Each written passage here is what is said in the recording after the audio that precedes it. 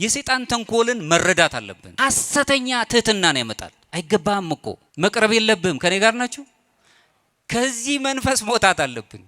ይህንን በማለታችን ከስጋው ደግሞ በመራቃችን ህይወት አናገኝም። ሐሰት የሞላበት ትህትና አያስፈልገንም። አብዝቶ ትህትና ከሞኝነት ቁጥር ነው ይላሉ ሊቃውንት ሲናገሩ።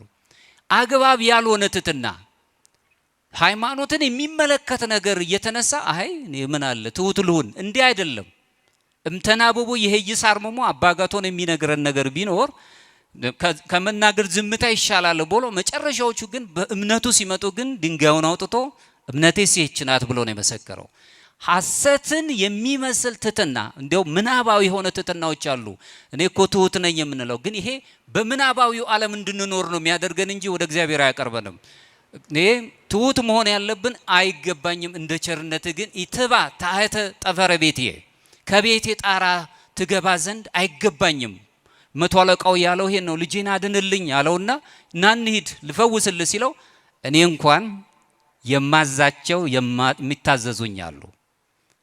ስለዚህ ይሄን አንዱን ሂድ ብለው ይሄዳል፣ አንዱን ና ብለው ይመጣል። በቃል ይሄን ማድረግ እችላለሁ። እዘዝ በቃልከ፣ በቃል ብቻ እዘዝ፣ ልጄ ትፈወሳለች አሉ።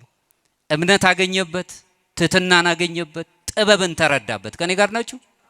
በእንደዚህ አይነት ጥበብ ውስጥና እምነትና ትህትና ውስጥ ስንኖር ሐሰት የሞላበት ትህትና አይደለም፣ እውነት ትህትና። አይገባኝም እንደ ቸርነት ግን እቀበላለሁ ማለትን መልመድ አለብን። እሱን ማየት የምንችል ከሆነ አሁንም ወደዚህ መቅረብ እንችላለን። የሰው ልጅ ስጋዋን ካልበላችሁ ደሙንም ካልጠጣችሁ በራሳችሁ ህይወት የላችሁም። የዮሐንስ ወንጌል ምዕራፍ 6 ከቁጥር 54። ስለዚህ ወደ ክርስቶስ ስጋና ደም እንዳንቀርብ የሚያደርገን ምንም የለም ንስሐ እስከገባን ድረስ ማለት